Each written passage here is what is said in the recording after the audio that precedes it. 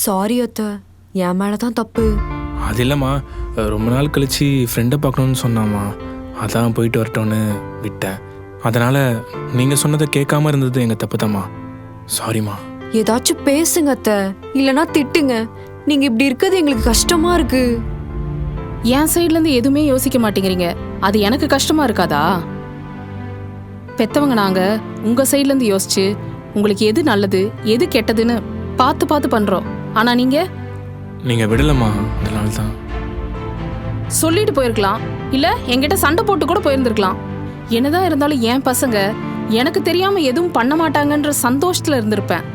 ஆனா நீங்க என்னை ஏமாத்திட்டு எனக்கு தெரியாம போயிடலான்னு நினைச்சிருக்கீங்க. அப்படி இல்ல அத்தை, உங்க மேல இருக்க பயத்துல.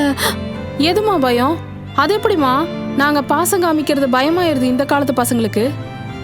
எங்களுக்கு அடிச்சுதான் திருத்த தெரியும், திட்டிதான் புரிய வைக்க தெரியும். அது உங்களுக்கு பயமாயிருதா? இனிமே இப்படி பண்ண மாட்டேன் அத்தை. என்னைக்குமே பெத்தவங்கள ஏமாத்தாதீங்க, அதுவும் உங்க மேல பாசமா இருக்கிறவங்க நம்பிக்கைய அழிக்காதீங்க. சாரி அத்தை. சரி பரவாயில்ல, போயிட்டு பத்திரமா தானே வந்த? ஆமா அத்தை, சேஃபா தான் வந்தேன். ஒன்னும் பிரச்சனை இல்லையே. அதெல்லாம் எதுவும் ஆகல. இந்த தலகாணி ஐடியாவை இவன் தானே கொடுத்தான்? ஆமா அத்தை. இனிமேல் உங்ககிட்ட நான் உஷாரா இருக்கணும். உஷாரா இருந்து என் வாரிச பத்திரமா பாத்துக்கணும். எங்கண்ணே கிளம்பணும்? சென்னைக்கு. சென்னைக்கா? இதுக்கு? நம்ம அண்ணன் பொறுப்பில் இருக்க கோவில் நம்ம அண்ணன் பேரில் இல்லைடா. என்னென்ன சொல்கிறீங்க? கருப்பண்ணனுக்கு இருக்க மரியாதை காரணமே அந்த கோயில் பொறுப்பு தானே. அது அண்ணன் பேரில் இல்லைன்னா வேற யார் பேரில் இருக்கு?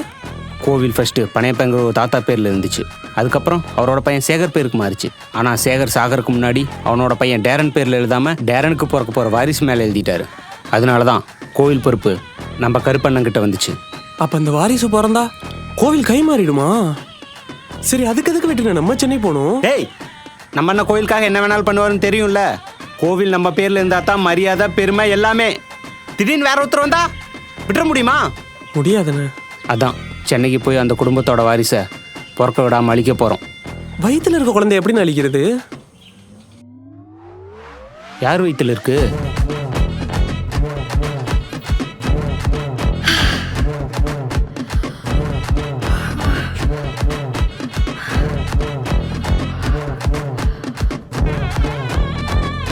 நல்லா தூங்குறியா?